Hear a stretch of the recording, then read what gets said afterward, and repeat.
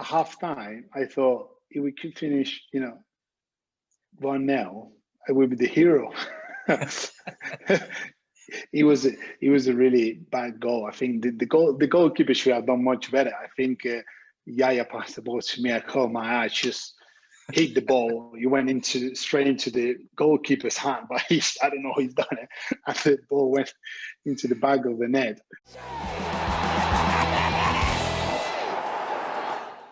Sergio Aguero is what everybody remembers. But you actually scored the opening goal. I mean, do you ever feel robbed that because 100%. QPR got 2 goals, all 100%. That fame? The forgotten goal. What do you remember of that day? I mean, it's got to be the greatest day of your career, hasn't it? Well, at halftime, I thought if we could finish, 1-0, I would be the hero. It was a really bad goal. I think the goalkeeper should have done much better. I think Yaya passed the ball to me. I caught my eye, just hit the ball. You went straight into the goalkeeper's hand, but I don't know how he's done it. And the ball went into the back of the net. It was not the best goal, but at halftime I was in the dressing room. Let that game finish 1-0. We'll be the hero. It was my only goal that season. I'm not like a striker that I can score 15 or 20 goals a season. So second half, we were losing 2-1 after 15 minutes. And I thought, no, cannot be possible, And well, we went into the last 5 minutes into the extra time, and we needed to score 2 goals. I think, it will be so many years that we keep talking about that day. I think if you could imagine at the end like that in football, with your biggest rivals, for the title race, last game of the season, Manchester United won their games against Sunderland. They split the screen, on TV. United fans already celebrating because we're losing 2-1, and they thought they have no chance, to score 2 goals in 3 minutes, 4 minutes. The fans, the Man City fans at the stadium, waiting so many years, generation of people that probably they hadn't seen City, champions, and then they were waiting for that day at home against QPR. Waiting, the chance to celebrate a Premier League, and we're losing 2-1.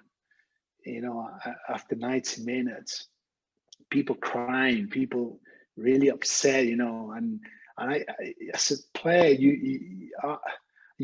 every time I see those clips about this game, and there's a guy who's smashing, I don't know, something, because he was like, I can't believe it, and that's true. The feeling, of the fan in that moment, say that I cannot believe it. This, and then Edin scored that header from Silva's corner, and 2-2, and there were some hope there, that's we still can win it, and the fans screaming, from the stand, come on.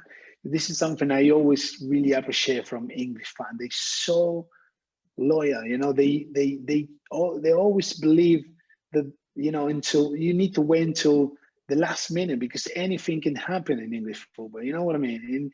In Spain, imagine last game in Spain after so many years with the chances to win it, and you're losing against QPR, who are probably bottom of the table or something like that. Fans, they kill you, and probably they leave the stadium after 10 or 15 minutes because they don't want to stay there and see the team losing all. But the English fan, they always stay there until last minute, most of the time. And when Eddie scored, it was probably the last big chance, to attack, and we needed to score. We couldn't have the chance to miss that attacking and then play. So I remember I think it was nice of the year. He passed the ball into Balotelli, great assist from Mario. And Sergio was the ball needed to go to Sergio in that moment. Sergio needed to be the right man, to be in the right position for that moment, and it was a great finish by him. And I think I lost most of my hair. I lost in that game. I think in the last 10 or 15 minutes of that game, I lost my hair for sure, because so much nervous and the drama, the action, everything that you can see in a football match been in those 10 minutes. And then when Sergio scored, everyone went crazy, mad, and fans, players, the owners, and people at home probably. We cannot forget people who probably watching at home and thinking, "Oh, I can't," And it was a special moment. That I think it won't be a better moment like that in football again, or very difficult to see. I don't know. It would take years probably to see again the two teams from the same city in that title race going into the final game of the season, and being involved in that situation in the last 5 or 10 minutes of the game. And then looking at Man United fans, they went from being celebrating to like, what? Someone went on the radio, City score. No, that's not possible. The Man United fans and then the players, Ferguson. I respect all of them, but come on, when you're playing for the biggest, rivals in the city, it is so nice to see as a football fan. So yeah, I think even today when I still watching those clips, believe me, sometimes I prefer not to watch it, because I still feeling like nervous, like no, I don't want to watch it, even if I lost all my hair completely now, so that's fine. But what a great moment! What a great moment in the Premier League history. I think it won't be a moment like that again. The irony is, I spoke to Nader Manure a couple of weeks ago, and he was playing for QPR, of course. Yeah. And he says he was the last QPR player to touch the ball before Aguero scored, because his throw-in was intercepted and the goal came from that. But then at the end, everybody celebrated, including Nader. So we had a throw in QPR on the right-hand side, which I took, and I jogged up to the ball because it was City. Otherwise, I would have walked to it. So I jogged to it because I thought I don't want to time waste, and I don't want to get any grief for it. But I could have time wasted. Got the ball, tried to throw it down the line to the guy who was there, but he didn't go there. So I was the last QPR player to touch the ball. So as the move's developing, I know as a player, like, when a goal is your fault. So I'm running back and like, please, don't, nothing happen. Please, nothing happen. Please, nothing happen. Please, nothing happen. And I'm watching the move develop. Bits happening. At this point, I can't even engage. The play never made it to my side. So the ball goes flying in. I don't know who scored, but I thought, oh my God, I've just relegated my team at City. Like, I'm distraught. And Mark Hughes was celebrating. Mancini was celebrating. Looked over at the fans. The QPR fans were celebrating. The City fans were celebrating. So I was like, flip it, it means nothing. And then all of a sudden, that was like, that instance there for me personally was the best feeling I've had in football, purely because of the fact it was in Manchester. So I thought, because there was so many like subtext and stuff going on, because I'd never played Championship before. I'd been at QPR 3 months. I didn't go there to get relegated. So if everything went wrong, I would have seen my old team win the league with a manager who 99% of players hated, and I would have been relegated at home with my friends lifting the title. So I was like panic stations for the whole week.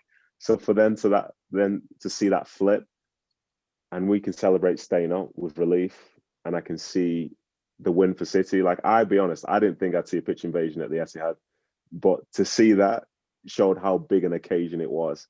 And then to sum up the day for me in the end, I'm in the QPR bit and we're drinking beers, and then someone came over from City, said I should come over to just to say hi and whatever. Went over and they had champagne, but I managed to have both feelings: had the beer, had the champagne, had the great occasion, and I was home within 20 minutes, whereas they were on the bus heading down to London straight afterwards. So it was incredible. I remember Adam, right, Phillips, Cisse, I think the guy who scored, Maki, I don't know. It was something that I think they were safe, because I think Stoke beat Bolton, and I saw Matt Hughes at some point saying, Stone, we're safe,